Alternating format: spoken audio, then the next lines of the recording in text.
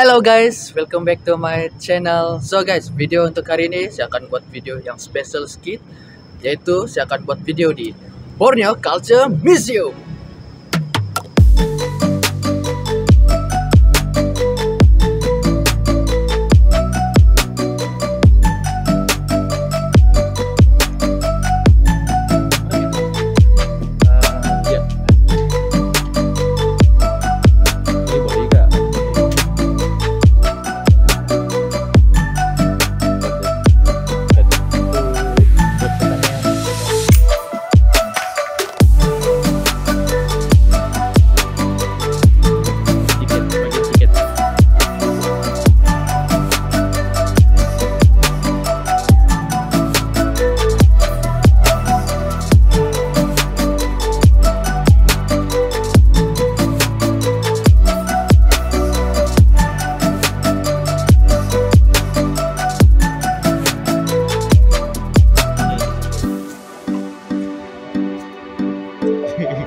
Itu galeri.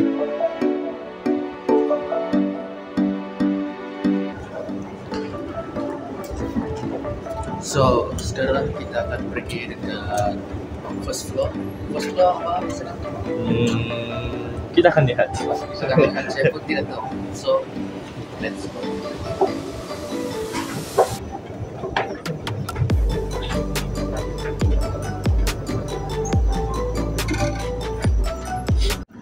So, first tempat yang akan kita pergi adalah Children Gallery.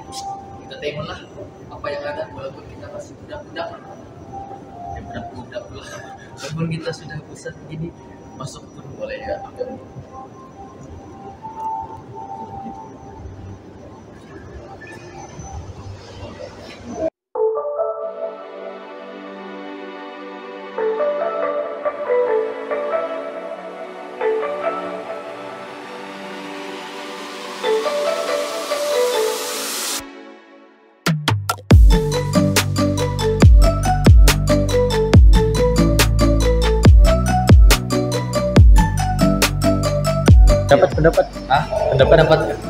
Pendapat saya, so janganlah buang botol sesuka hati, sebab dia akan mengambil masa 450 tahun untuk merebut.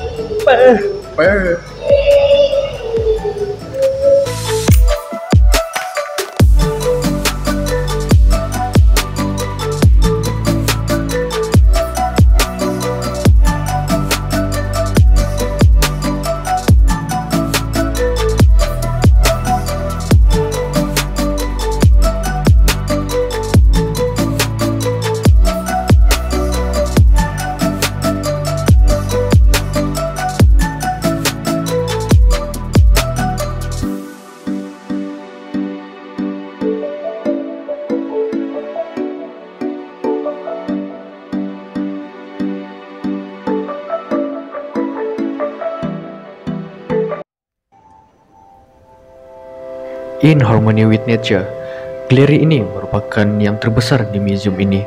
Pengunjung boleh mempelajari pelbagai masyarakat Borneo yang hidup bersama alam semula jadi.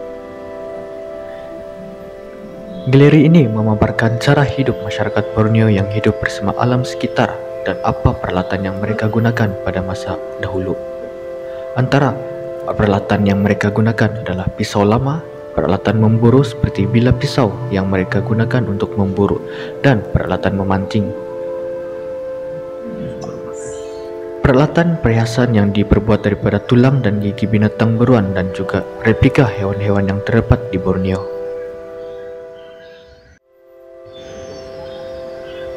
Guys, rasa macam hidup di zaman purba juga. Orang tengok dia sama macam style batu musnah juga, tapi diukir ataupun dicat ke atas kayu di papan. Ini pula macam apa? Menjaga padi. Oh ya, menjaga padi. Ini okay. Ini saya dapat cerita lah. Oke. Cerita misalnya. Jadi lah macam hewan apa untuk orang yang sembah bagi kita rezeki dan padi dan itu supaya kami berkumpul dengan subur dan bagi hasil buah yang banyak. Ini cerita yang sedengar jalan. Lebih dalam kita tengok ini.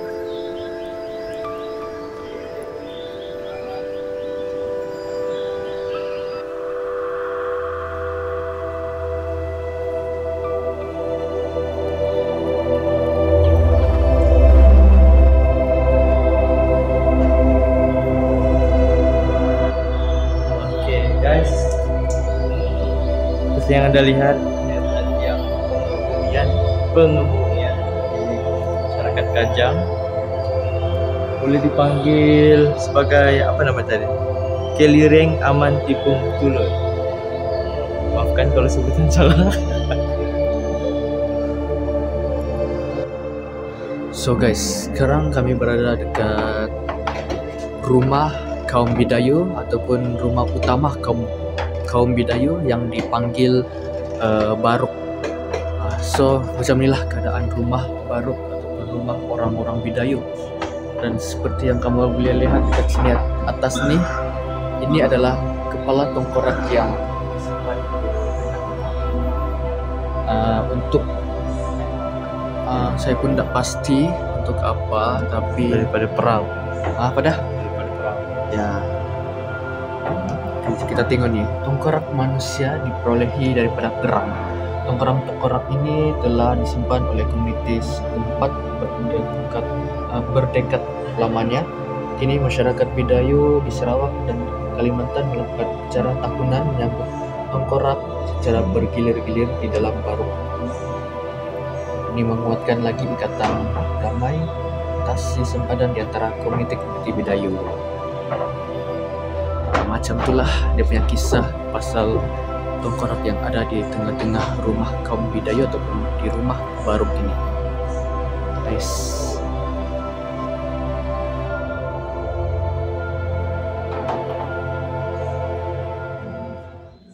oke, apa yang menarik perhatian saya pada galeri di Harmony with Nature itu kan, first masuk di galeri itu bagi saya sangat menarik juga lah, sebab keadaan dia walaupun gelap tapi dia punya vibe tu bagi saya sangat menarik perhatian saya juga. Masuk-masuk saja vibe dia macam kau menyatu dengan nature. Dan satu lagi apa yang menarik perhatian saya adalah Baruk. Sebelum ni saya tertanya-tanya juga apa itu Baruk.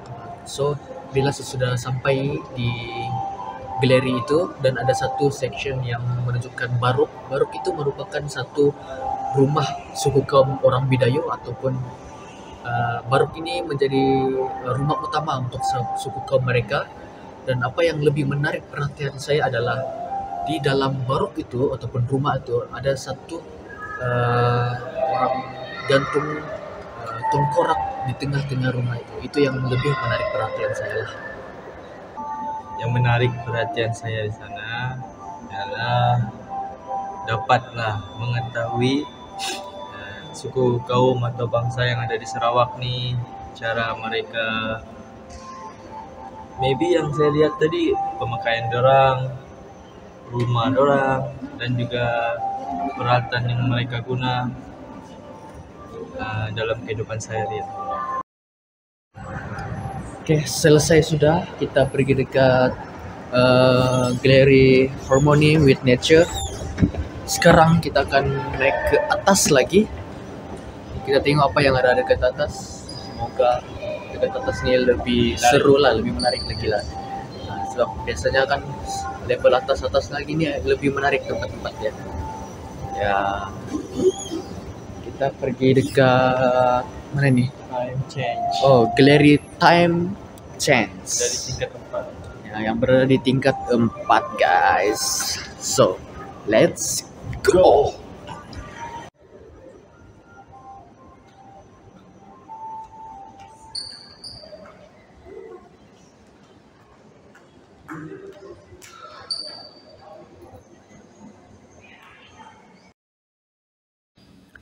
Galeri Time Change.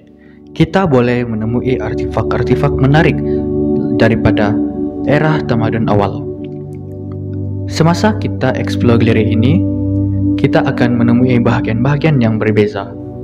Contohnya, barang pengenalan yang bersejarah, tahun dan abad, barang yang dicipta dan ditemukan, serta penemuan gua di Borneo. Gambaran menyeluruh tentang latar belakang sejarah Sarawak dari zaman prasejarah hingga ke era moden. Ia mempunyai penemuan arkeologi dan penemuan sejarah di Sarawak lah.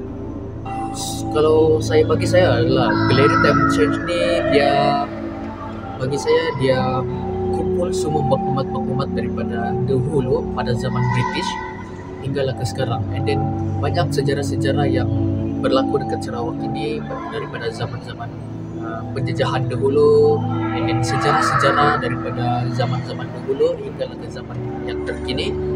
Dan bagi saya ada satu jalan yang menunjukkan beberapa tahun-tahun yang dahulu ada sejarah pasal tengkorak, mayat, dengan ada emas-emas sejarah dahulu. So bagi saya ruang itu ataupun galeri itu bagi saya sangat menarik juga lah. Kita boleh belajar sejarah yang lebih mendalam pasal Sarawak. So guys, tadi itulah time change yang galeri time change yang ada. So kita akan pergi ke galeri time change juga, tapi dia lebih ke arah pembentukan negeri Sarawak. So let's go.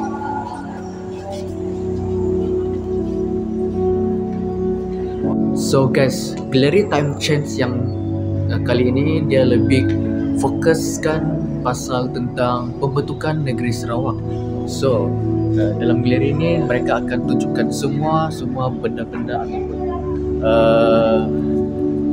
barang-barang daripada zaman pembentukannya negeri Sarawak ini. Selain itu, galeri ini juga memaparkan tentang pembentukan Sarawak di seksyen yang lain.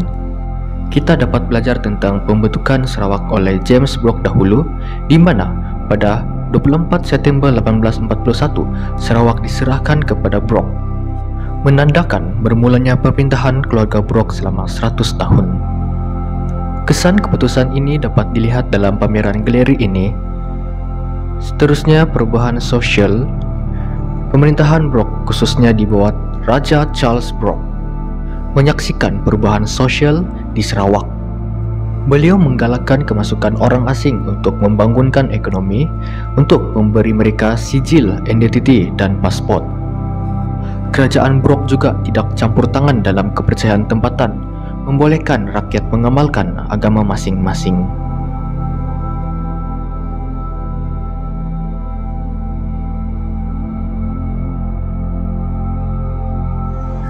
So sekarang kita berada dekat seksyen Kepulauan Borneo luar. So seperti yang kita lihat yang ada dekat galeri ini, just peta-peta and then gambar-gambar. Rasanya ini gambar masa zaman Majapahit. Yes.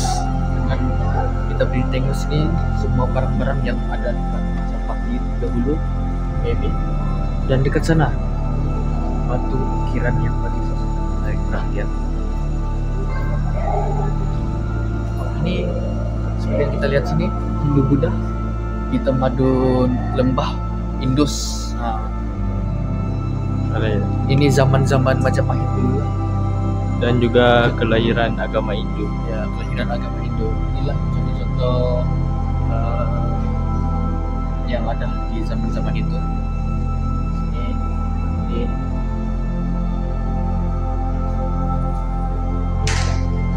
bawah.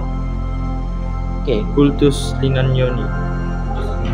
Ini Patung Ganesha. Ganesha ni dewa dorang. dewa ini ini. agama Hindu. Yes. Dewa agama Hindu. Ini pun patung Indonesia juga, tapi ini Di Nusantara. di Nusantara. Yes. Sama macam patung yang pertama tadi, tapi ini ada dekat Nusantara. Nusantara di Jawa Timur. ini bagus nanti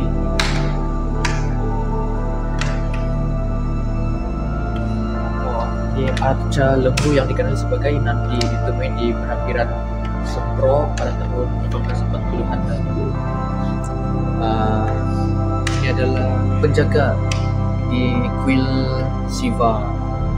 Siva pun dewa. Siva dewa juga lah.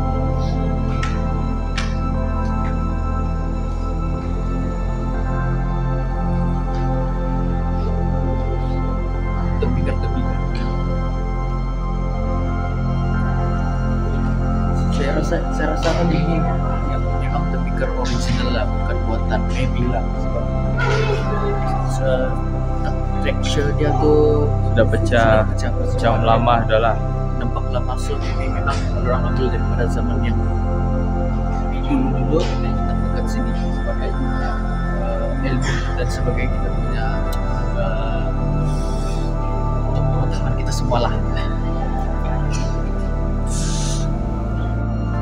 Galeri ini juga dapat mengetahui keadaan bekerja di Sarawak. Imigran Cina dan India tiba di Borneo seawal abad ke-5. Mereka datang sebagai peniaga dan mubalik. Majoriti orang Cina dan India yang tinggal di Sarawak pada hari ini tiba semasa pemerintahan Raja Charles Brock. Beliau membenarkan mereka berhijrah ke Sarawak bagi membantu membangunkan ekonomi. Kebangkitan negeri Sarawak dari tahun 1941 hingga 1990-an, Sarawak mengalami pelbagai peristiwa seperti peperangan, penggolakan, dan kebangkitan politik. Zon ini bermula dengan peperangan dunia kedua pada tahun 1941, tempoh paling mencabar bagi Sarawak. Selepas perang, Raja Charles Van Brock menyerahkan Sarawak kepada British pada tahun 1946 yang mencetus Batahan dan Remotasi. Selepas perang, Raja Charles Van Brock menyerahkan Sarawak kepada British pada tahun 1946. Perkara ini mencetuskan bantahan dan demonstrasi. Peristiwa ini memberi kesan kepada politik Sarawak. Sarawak juga turut memainkan peranan penting dalam pembentukan Malaysia pada tahun 1963.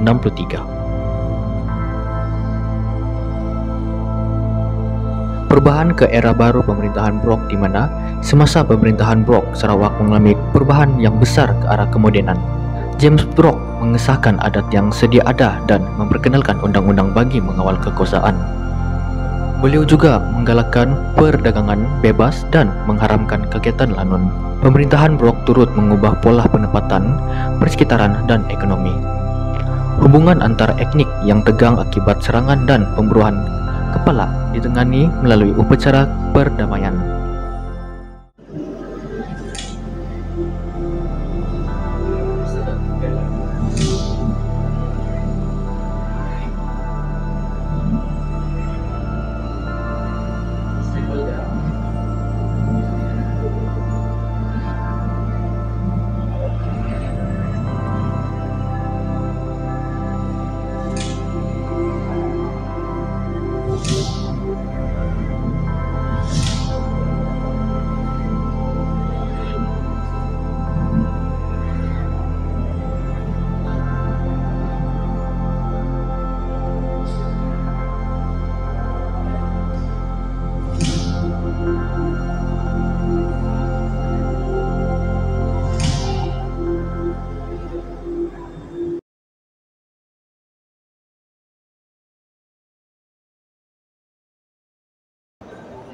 Pendapat saya,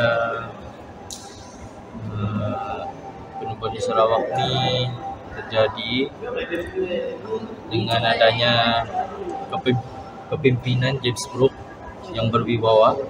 Seperti yang kita tahu juga, sejarah Sarawak ini sejarah Sarawak ini perbuahan dia bermula daripada James Brock juga, dan diturun-temurunkan daripada James Brock ke anak-anak dia lah. Dan yang menarik perhatian saya juga adalah macam mana bendera Sarawak ini boleh terbentuk, yang bermula daripada bendera British dan beberapa kali bertukar hingga terbentuknya bendera Sarawak pada hari ini. Okay, overall for this museum, Museum ni sangat baguslah, sangat sesuai untuk dikunjungi oleh family, kawan-kawan. Baguslah untuk mana-mana yang bukan orang Sarawak datang ke Sarawak, kamu patut coba lawat museum ni, explore sendiri, explore dari bawah hingga ke atas, sebab banyak sejarah-sejarah dan banyak benda-benda menarik yang sangat, bagi saya sangat sesuai untuk kita belajar, sesuai untuk kita explore sendiri, and then banyak pengetahuan dan ilmu-ilmu yang kita boleh belajar dan kita boleh ambil, itu.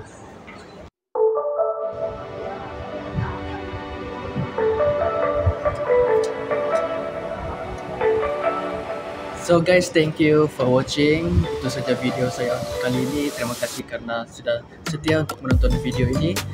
Jangan lupa untuk like, share, and comment video ini, dan nantikan video seterusnya. Thank you.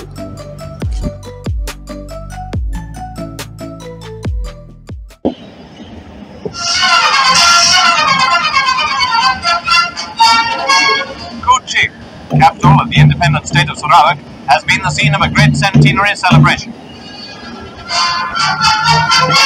The White Raja, Sir Charles Vyner Brooke, here seen with the Rani in the palace grounds, left early in the morning to cross the river Sarawak in state. And there was a centenary salute of 101 guns fired by a formidable battery of ancient pieces.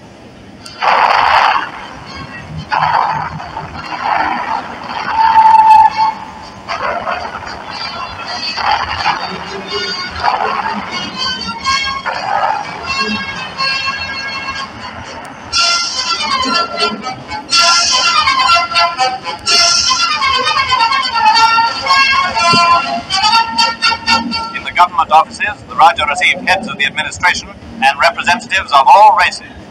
Among these were many Dayak chieftains, warriors with a history not so long ago as headhunters.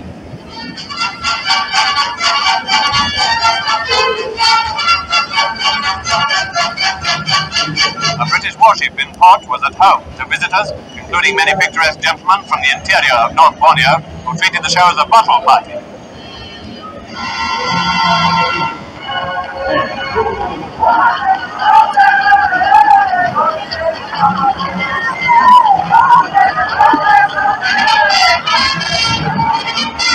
Excellent head-hunting weapons of the white man were on view. A prominent feature of the torchlight procession at Kuching that night was a model of the Royalist, the ship in which James Brooke went east in 1838. For his help in suppressing a local rebellion, the Sultan of Borneo made him Raja of Sarawak in 1841, hence the jollification now.